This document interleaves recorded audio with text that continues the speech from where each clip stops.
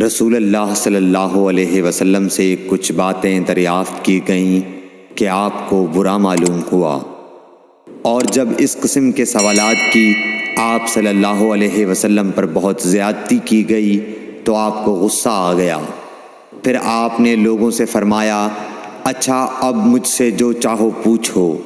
تو ایک شخص نے دریافت کیا کہ میرا باپ کون ہے؟ آپ نے فرمایا، تیرا باپ حذافہ ہے۔